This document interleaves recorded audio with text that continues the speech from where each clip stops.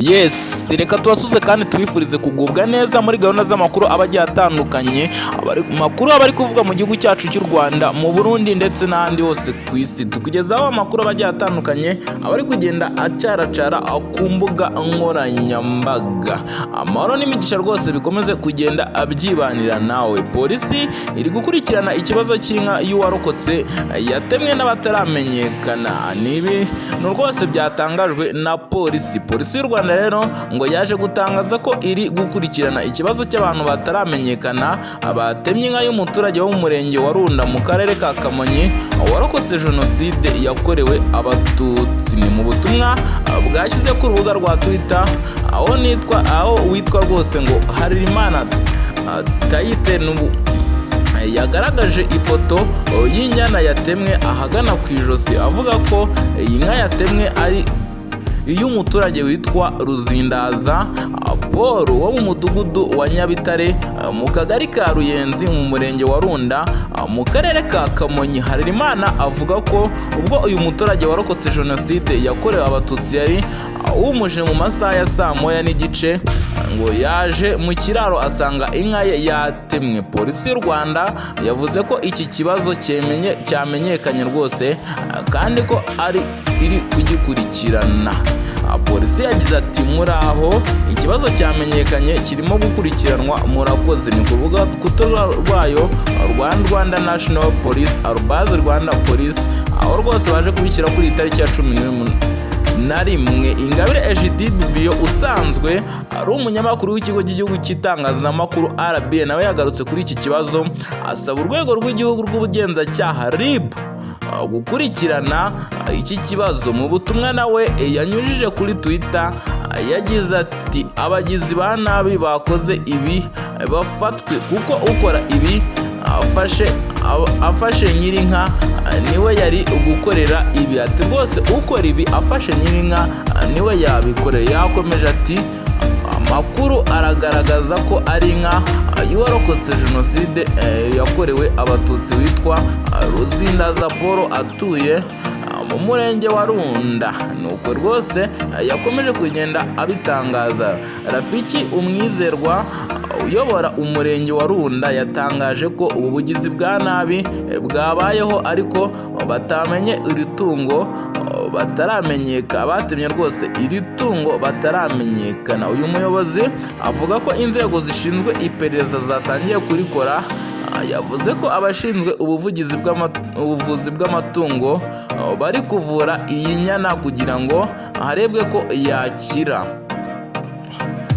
Ni ibintu rero bikomeje kugenda bivugwaho n'abatari bakeya, aho bagaragaza rwose amarangamutima agiye atandukanye, bavuga yuko iki ari icyaha gikomeye cyangwa abantu bagerageje kuba bakora ibi bintu ko bakwiye gufatwa bagahanwa. Ni mu gihe turi mu gihe cyo kuba twakwibuka abatutsi cyangwa se inzirakarengane zazize Genocide yakorewe abatutsi mu mwaka w'1994, aho rwose abantu batari bakeya bakomeje kugenda bagaragaza ko ibingibi ari ibikorwa tutasiba kuvuga ko ari ibikorwa bishingiye ku ngengabitekerezo rwose ya Genocide.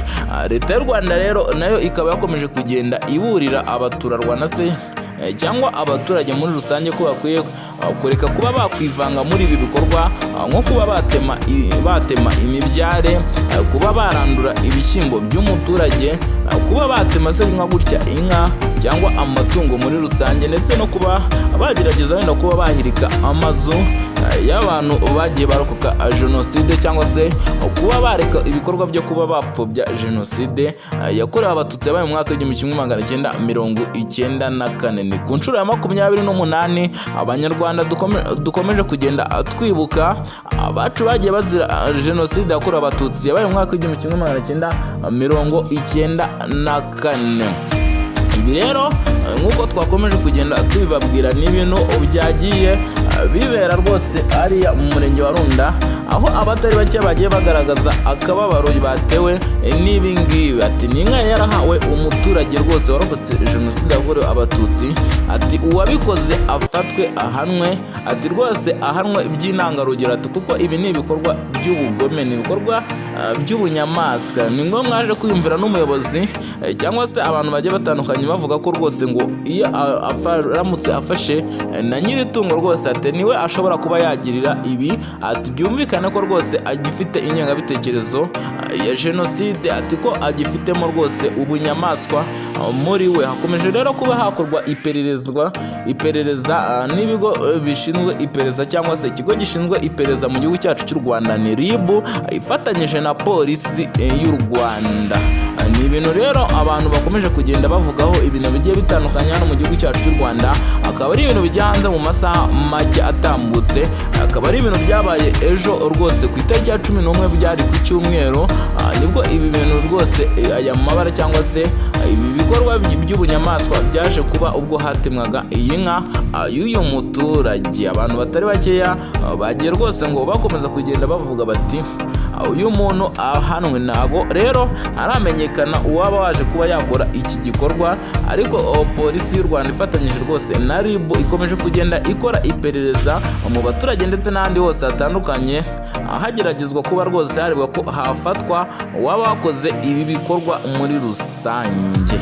Ababifite mu nshingano cyangwa se guverinoma y'u Rwanda irakangurira abanyarwanda bose ko bakwirinda kuba bakwivanga muri ibi bikorwa by'ubunyamaswa cyangwa se mu bikorwa byo kuba bagerageza gupfobya Genocide ndetse no kuba bahohotera abarokotse Genocide, hirindwa ndetse n'amagambo atari meza n'ibindi bintu bigiye bitandukanye bigamije cyangwa se byababaza umuntu waba wararokotse Genocide yakorewe abatutsi mu mwaka w'1994. Turi kwibuka rero ku nshuro ya 28 twibuka inzirakarengane cyangwa se abazize Genocide yakorewe abatutsi yabaye hano mu gihugu cy'u Rwanda. Ngayo nguko rero ibyabereye hariya rwose, aho abantu rwose bakomeje kugenda bakora ibintu bigiye bitandukanye, bakora rwose ibikorwa nk'ibi ngibi bagomba ngo guhanwa.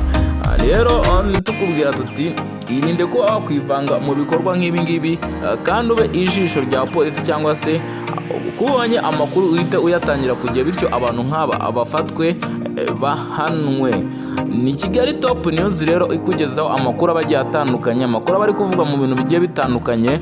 Niba ari ubwa mbere rero ubashe ko wakurikirana Kigali Top News, tukubwira ati kanda subscribe ukore kukazogera niryo jambo ritukura rwose notification ijye ikugereraho kugiye. Niba warabashe ko wayikanda, tukwifuriza rwose amahoro y'Imana n'imigisha rwose ko bikomeza kugenda bikibana nawe, tunana ko tugusezeranya ko tuzahwema kugenda tukugezaho amakuru abagiye atandukanye. Reka tugusuze kandi tukomeza kukwifuriza imigisha wowe ukomeje kugenda ukurikirana Kigali Top News uhereye mu mujyi wa Kigali, mu zindi ntara zose z'igihugu cy'u Rwanda, amajyepfo, amajyaruguru, Burasirazuba ndetse n'Uburengerazuba ndetse n'ahandi hose ku isi, abadiaspora muri rusange, tukaba tubifurije rwose kugubwa neza aho muri hose mu mirimo igiye itandukanye muri kugenda mukora, ari nako rwose twifatanya n'abanyarwanda muri rusange kwibuka ku nshuro ya 28.